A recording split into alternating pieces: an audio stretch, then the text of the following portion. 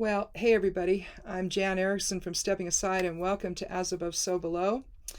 We're going to do a little bit different rune and tarot divination here today. I'm going to do one for the winter solstice, since today's winter solstice, and the first day of Yule. If you celebrate, happy Yule.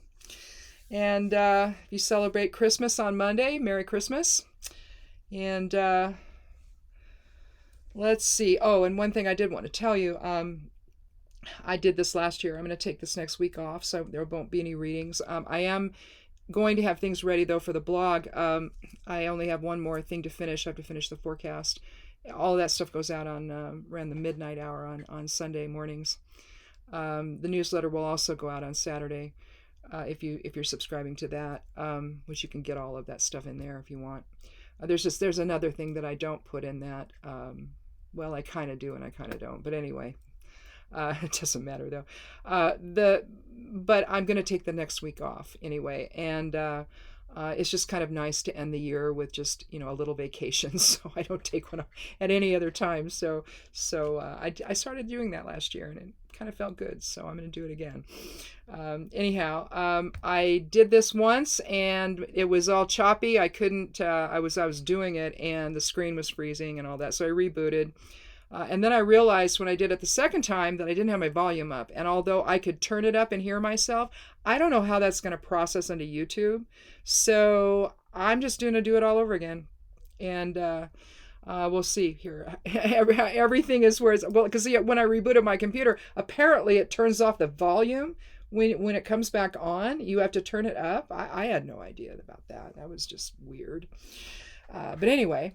let's go ahead and I'll just talk a little bit about the reason I want to do this winter solstice reading. I like the solstices and I like the equinoxes because you're dealing with energetic balance, if you will, or a shift from one to the other. With the equinox, if you do a ritual right during it, the moment of it, you're experiencing the end of one phase. It's a Dagaz moment. In fact, you can do a Dagaz ritual, which, Dagaz is, well, I don't have it out here, but well, I'll show you on this. Tear that off. This is Dagaz. So anyway, you can draw it mentally or physically. If you're on the outside or something, you can draw it on the ground, stand in the center. And then at the moment of either equinox or solstice, you can feel that end of one phase and the beginning of another. You can intend to feel that. And then, whatever focus you want to have for it, you can have. It just depends on who you are and what you're thinking about or what have you. But to me, on winter solstice, even though we have New Year's Day on the 1st of January, in a sense, this is New Year's. This is the end of one year and the beginning of another because you're watching light time begin again. The end, the holly or the holly king dies and the oak king lives essentially. And so you have light time increasing after today. You won't necessarily feel it right away, but you might. But you can look on a you can look and see how long the sun, when the sun rises and when it sets, that's going to increase. And so light time's returning. And you can look at this in a spiritual way, letting go of things that no longer serve, that have happened this whole year. Reflecting on them. This has been the time, the last, month or so, month and a half of reflection. After Samhain, you have all of this time. You've got almost 2 months to reflect. As the light's really going away and the sun is setting far sooner, and got to get the chickens in. Now we have a timer set for 4:30. Well, now we got to set it for 5 because it's starting to get lighter longer already, and we can see that. And the chickens weren't in, all of them, last night, so my husband had to encourage them to go in. But there's just certain things that change this time of year, and the chickens begin laying eggs again, and all of that. Some of those early spring flowers, which we don't have much of here because of how we're up 3,000 feet above sea level. All of those changes happen. But the other thing that changes, hopefully, is if we use this is sort of a ritual to, if on winter solstice, use it as the time where we let go of things that no longer serve and embrace the truth of things going forward. And when I drew the runes for the reading, I drew Tiwaz and Vaya, which Tiwaz is the spiritual warrior within. It's about ideals and oaths and sacrifices. It's also about justice. It's the 17th rune of the Elder Futhark, so it has an 8 numerology. I need to probably write that down here for when I do the overall one. So we have an 8 numerology with Tiwaz. We have Vaya, which is it's the way, it's the path. So you can say coming on this new year, we're going to begin a new path, one that accesses the spiritual warrior within and values justice and higher ideals and sacrifice for the higher good, basically. It just seems like the last few years we've been embedded in this nastiness and the hate-filled stuff and seeing everybody as the other instead of the other side of self. And in my opinion, nothing could be further from the truth. As souls, if we believe in as above, so below, the concept of that, what that means is bringing soul awareness into our physical reality where we see things and we experience life on the soul level while here, instead of giving in to the ego, because the ego is destructive. The ego doesn't care about higher awareness. The ego just wants what it wants right now, and it doesn't really care who it steps on to get there. It's the side of self that's willing to see the other instead of the other side of self. And so with Tiwaz having that strength within, that inner strength to let soul drive the vehicle instead of ego driving the vehicle. I think you can see, if you've been coming here and listening for a while, this is really about what this whole video thing is all about that I do. This divination work I do here, it's about understanding that we don't have to react with the ego, with selfishness, with agenda, that we can see the bigger picture. And if it's necessary to put our own agenda, our own needs aside for something greater, then that's what we do. It's the spiritual side of self in action, basically, instead of taking a back seat to something that really doesn't have our soul's best interests at heart. It's not that the soul doesn't learn, but at the same time, we could be having a better experience if we saw everything as the other side of self, and then work together to elevate society in a way that's spiritually based instead of money based and power based. And I think that we have a chance right now to move into that type of mindset, that type of higher awareness mindset, the higher mind, if you will, and let that guide our path going forward. And I think that's setting the tone for the reading here, the significators for the reading being Tiwaz and Vaya. I think that's perfect for today. But let's begin with the cards here then. We'll begin with the 10 of Pentacles, and we'll move to the Star and the High Priestess. So right away, you see we have 2 cards from the Major Arcana, which are soul archetype cards. So it's bringing home that emphasis that we have to remember who we really are and embrace that truth and embrace one another instead of, trying to harm people and harm one another. That makes no sense to me. And yet that's what's being advocated for by some people, at least here in this country. And from what I've noticed, in other places around the world as well. People just want to live their lives. They want to live in peace. They don't want to have to worry about stuff.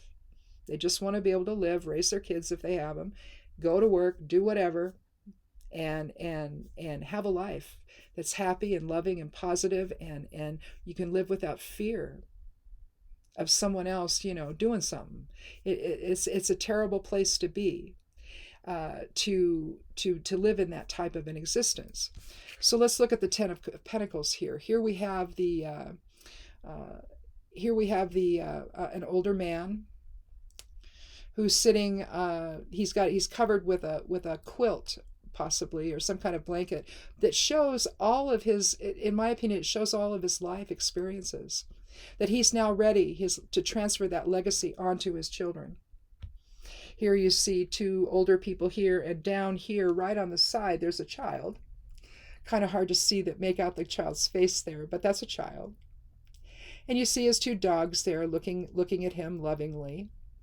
You see the archway there. You see the coat of arms. So this is and you see the checkerboard here. It's about balance there, balancing light and dark, balancing polarities, balancing the receptive and projective presence within.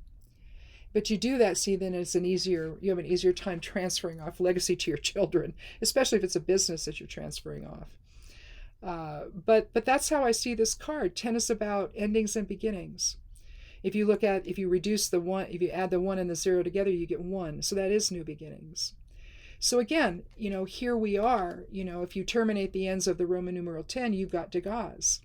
And again, the passing of one phase to another. And that's why I think, although some people might not see this, I was reading something Rachel Pollack said that's entirely different than how I was reading this card. But I still see it this way. I just see this as the transfer of knowledge, of wisdom, of wealth, of legacy onto the younger people of in your family. And again, whether it's money or whether it's a business or whether it's just the wisdom you have to share, he's there for them, and they've taken that step, gone through under the archway, through the archway, into a whole new life ahead for themselves. And I think that we can look at the winter solstice, this time of winter solstice, that way, where we're letting go of things that no longer are necessary and we're embracing a new path. And what Tiwaz would, of course, suggest is a spiritual warrior within, accessing that and expressing that to other people. From there, we move to the star, the 17th card of the major arcana. Again, an 8 energy, just like Tiwaz. It takes tremendous strength to allow your hope to wish upon a star, essentially, and to not get caught up in the negativity of life and think that there's no possibility. The star is suggesting that there is. You see the goddess in her nude form in total purity. She's got one knee and a foot on the land, and she has the other foot resting on top of the water. It's not even down inside. She's pouring the nourishing waters of spirit into both the pond, nourishing us emotionally and also materially, binding the two together, if you will. That our material satisfaction, our material security is really based on the higher awareness that we have. The being able to reach out in love and harmony to other people. And right now that takes a lot of strength to do that, doesn't it? Because we see what's going on and we're not really sure how to deal with all of it. If you're somebody that doesn't engage in that kind of stuff, that lower vibrational hate, it doesn't, if that doesn't resonate with you, you look at that situation and you're like, my God, how do we get there? See, and at this point, I don't think it matters how we got there. We got to stop. We have to stop doing that. We have to return to the idea of where we are able to access our hopes and our dreams and to derive insight and inspiration from higher awareness on the path forward. And then lastly, we come to the High Priestess, card 2. Of the major arcana. If you're going to add the two numerologies together from the star and the High Priestess, you're going to come up with 10, which again reduces to 1, just like this. If you bring them together like this, you have 11, which is a master number for awakening and illumination and enlightenment, which again, as the light returns after today, then we then embrace that light, the light of truth, the light of spirit, the light of love, the light of clarity, the light of the Creator. And so if we have an 11, if we want to look at it that way, we have a 2 if we want to look at it that way for the cards. Again, we're coming together in love in order to accomplish all of these things. We come together in love and unity to do that. But again, looking at the High Priestess, this is really the subconscious realm. We start out with the Fool taking the leap of faith into form. The Magician creates that form, the physical side of life, the consciousness side of life.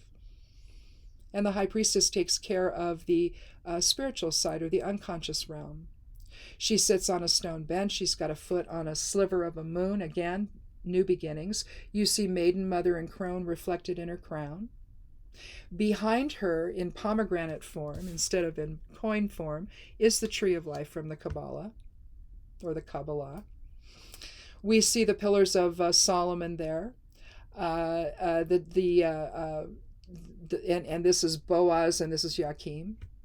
It's about dark and light. It's about balance. It's about striking an inner balance between spirit and form.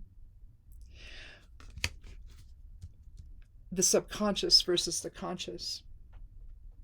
And she holds a Torah on her lap. She holds the Word of God, in other words, the higher wisdom on her lap. She holds on to that. And she has the cross on her gown, which is balance between as above, so below, as within, as without, from the right to the left. So you're looking at higher wisdom informing everything we do, and balancing the masculine and feminine, or the projective and receptive presence within, the dark and the light. It doesn't mean evil versus good. It just means we all have a receptive presence. We all have a presence that manifests, and we need to find a way to balance that in a way where spirit is controlling, or soul is controlling the outcome and the motivation and the decisions that we make. Seeing things from a higher perspective, understanding the issues people have, understanding the fear people have, understanding the lives that people live that maybe are not safe for them, and then wanting to help them find something else. Having that concern for everyone on this planet, not just yourself or your immediate family, but everyone, understanding everyone is the other side of self. And that each one of us just projects out the life we need to live to fulfill the theme of learning that we have coming into form. That's all this is. But we have a chance here, as the light returns, to see things and to reject the lies, to reject the hate, to reject the disunity, and come back together in a shared higher purpose. And again, the rune Tiwaz sort of sets the whole tone for that, doesn't it? Accessing the spiritual warrior within, accessing that truth within, that higher truth, that higher wisdom that makes us reject the nonsense that's going on. That's just so unbelievable. I hear that some of the things people in Congress say that are just like, what? Where do you get this? How do you think this up? Who are you getting it from? Are you getting a memo that goes out to everybody? And because they all seem to say the same thing. It's like, so what? Is there like a memo from somewhere? It's like, these are the talking points for today. I mean, have they ever stopped to look at them and hear how they sound? To people that don't think that way, they're like wondering, what the heck are you talking about? To decide that only people with white skin matter? Really? We're not going to get anywhere if we continue thinking that way. That's the stuff that's got to be put aside. It's got to be let go of. And you've got to see the futility of it all. And that we never rise above anything. We never come together about anything. When that's the only way forward, is to do that. And to embrace one another with love and unity as family. To know that we are one family. And that's it. We couldn't be anything else. Not if we're all aspects of the Creator. How can the Creator be at odds with itself? You see what I'm saying? So use this time to reflect and to consider a new path.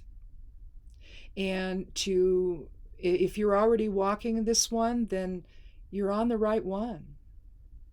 But we need to be going in the same direction. And we can do that. It's possible. It's literally a given that it will happen someday. But we can make it happen now. We just have to have the will to do that. And accessing the spiritual warrior within with Tiwaz, that Tiwaz energy, can get you focused in the right direction. It doesn't point downward. It points upward. It points upward towards spirit. And Vaya just suggests that that's the path we need to be on. one that doesn't leave anybody out, one that respects individual differences, embraces them, other cultures, other beliefs. I guarantee you, we're all going to end up in the same place anyway. Why not just manifest it now? And I think that with this winter solstice, this gives us the time to really think about things like that and to understand the cause and effect of things, the either or of things, and how constantly living there doesn't elevate us anywhere. And it will never get us where we need to be. So, in any event, have a wonderful holiday, whether it's Yule or Christmas or Hanukkah, whatever you're celebrating. Have a wonderful holiday. Again, I won't be here next week, but everything will be up on the blog. Check all that out over there at imsteppingaside.com. The blog is called Stepping Aside. It's just a little witch blog. And, I'm going to go cook a turkey. We're going to celebrate Yule today. And tonight at 7:27 p.m., I will do a Dagaz ritual and experience the shift from one phase to another. So anyhow, thanks for watching, and thanks for coming by. If you've been here for a while, thank you so much. If you haven't yet, click subscribe. I'd love you to do that. Give it a like, and come back on Monday, January 1st, for another edition of As Above, So Below. Be good to yourself, be good to one another, and blessed be.